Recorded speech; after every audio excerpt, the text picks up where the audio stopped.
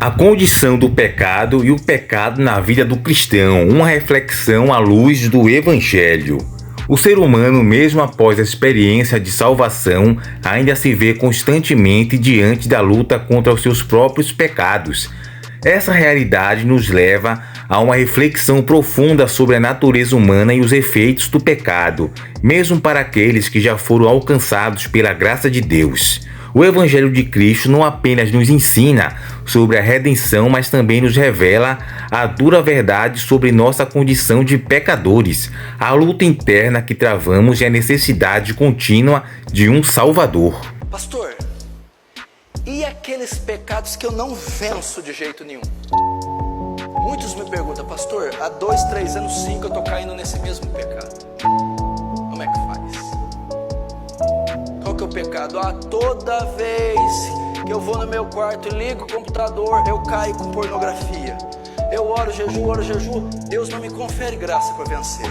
Querido, há casos que a causa de você cair não é porque você é ímpio, não é porque você não converteu, não é porque você é sujo.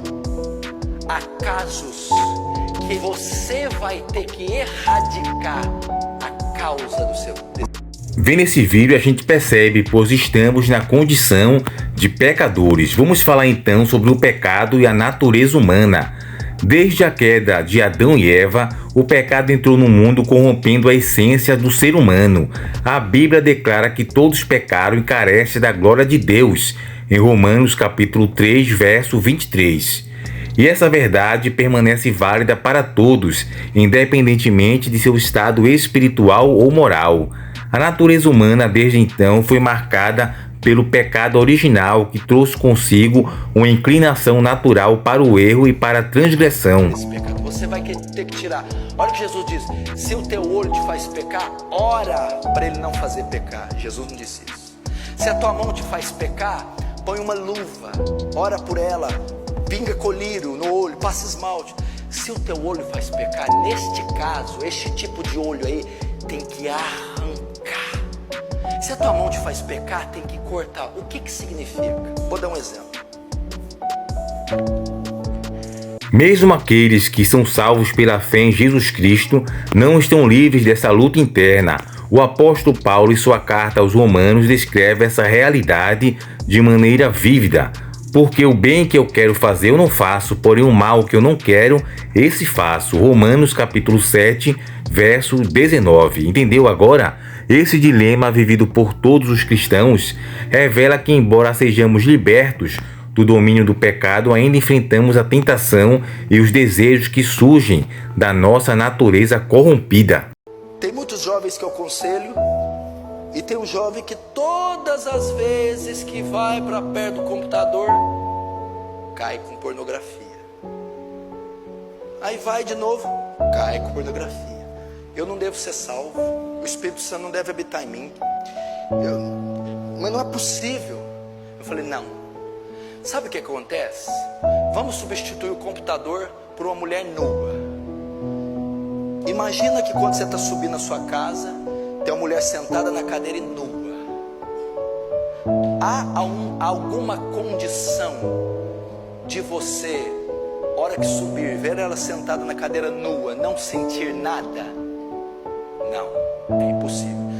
Todas as vezes que você subir e olhar para aquela mulher nua, você vai pecar. Agora você está orando há 2, 3, 5, 10 anos para subir lá, olhar para a mulher nua e não sentir nada. Isso não vai acontecer, porque é biológico, fisiológico. Então qual é a maneira de eu vencer, pastor? Mulher nua, deu fora daqui. Entende agora como é a situação, pois você está lutando contra algo que está dentro de você, que é a carne, a natureza humana.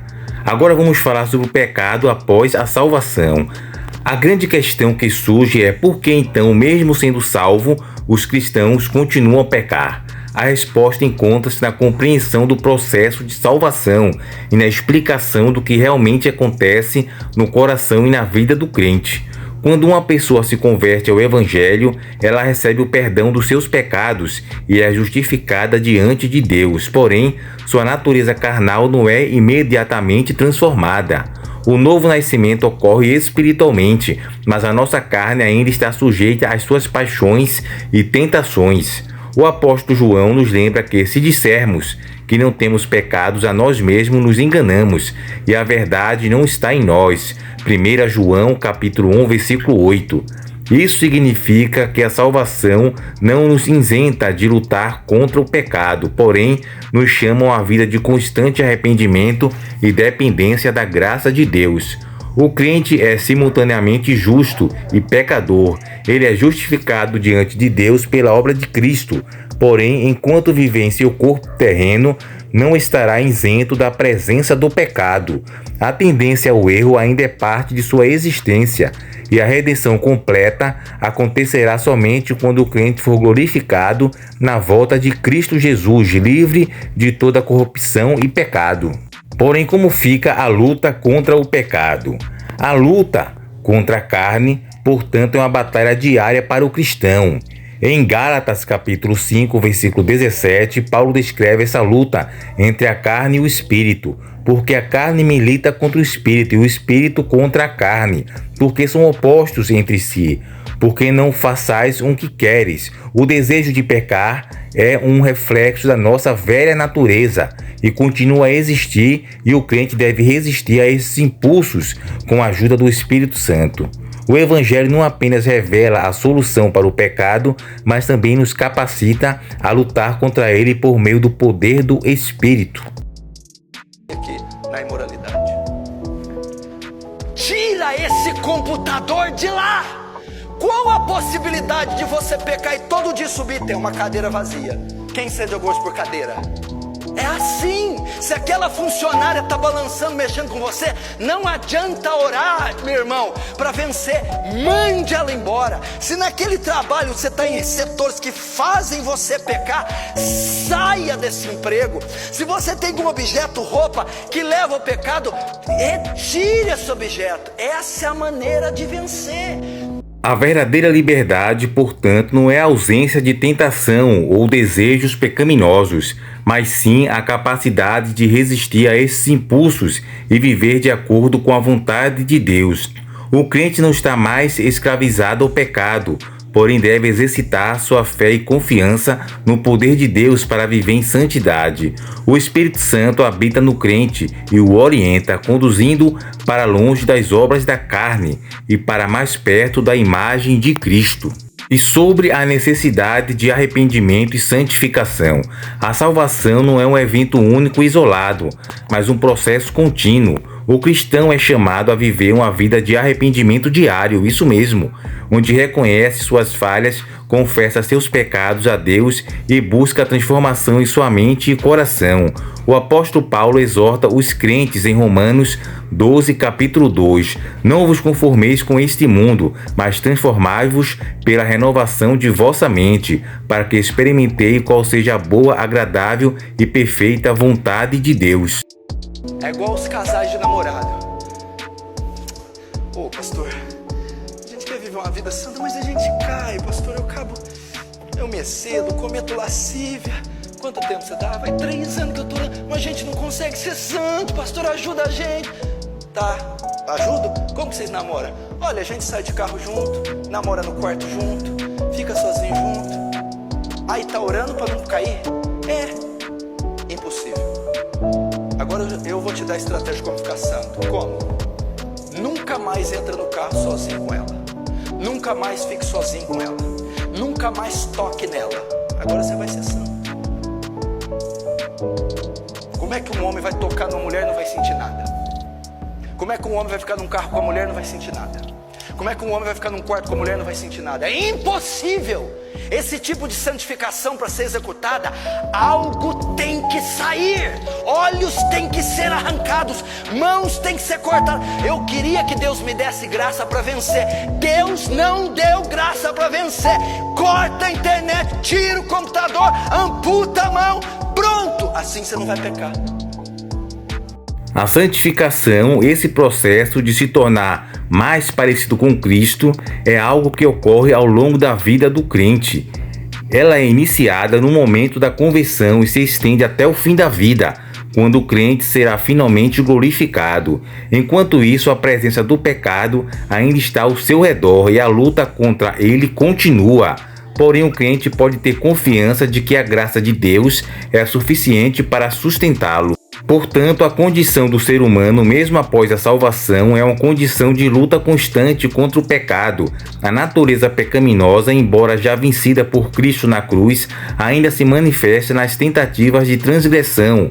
No entanto, o Evangelho nos ensina que a vitória sobre o pecado já foi conquistada por Cristo, e é essa vitória que nos dá força para resistir às tentações. Vivemos em um processo contínuo de arrependimento e santificação, sempre dependentes da graça de Deus, até que um dia sejamos libertos completamente da presença do pecado quando Cristo voltar para nos glorificar no dia da sua segunda vinda ao mundo.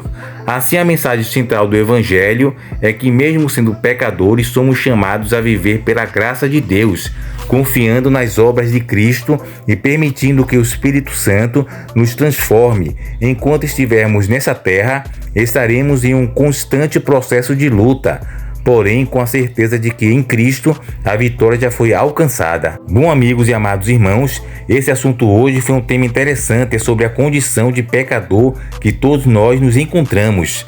A gente tem a justificação, que é o momento que a gente aceita, porém tem o processo, que é o segundo processo, que é a santificação, que é um processo de luta, pois mesmo aceitando e sendo justificados do pecado, a nossa natureza humana pecaminosa, as tendências para o pecado ainda existem.